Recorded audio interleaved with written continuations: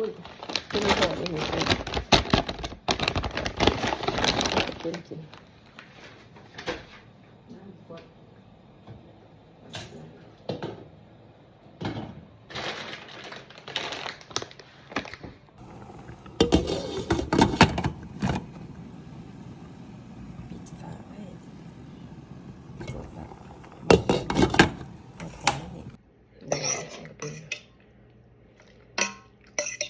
ล้างน้ำไปเลย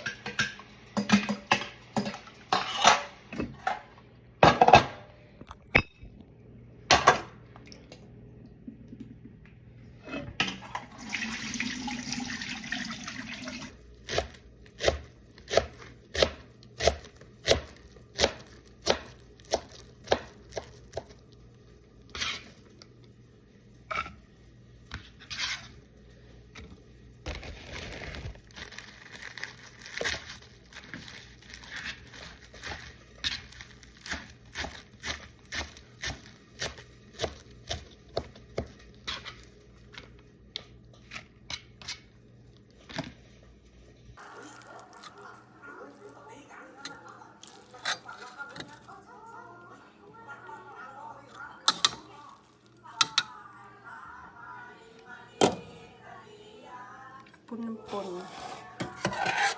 แซ่บ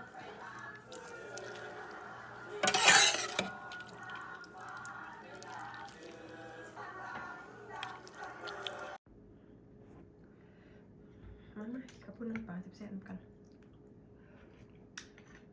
เพราะอย่างแต่ละมื้อแต่ละเดือนชอบแต่ละกิน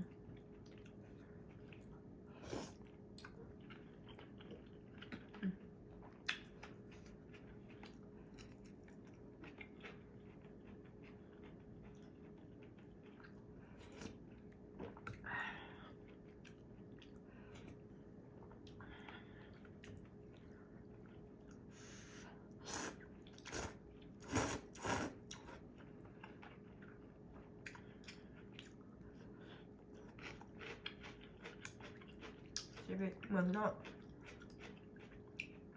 อาการประเทศชอบแต่แนวกินเนาะ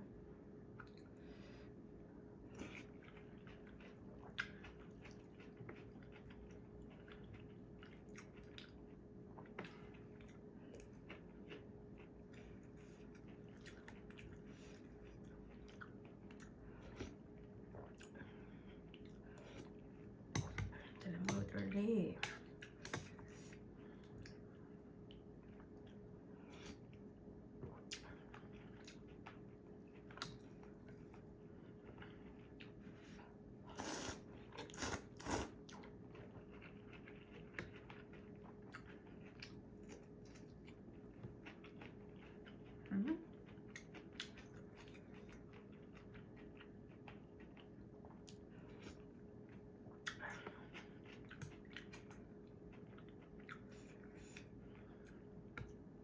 ไม่ขี้หัวปลูกเองได้น้อย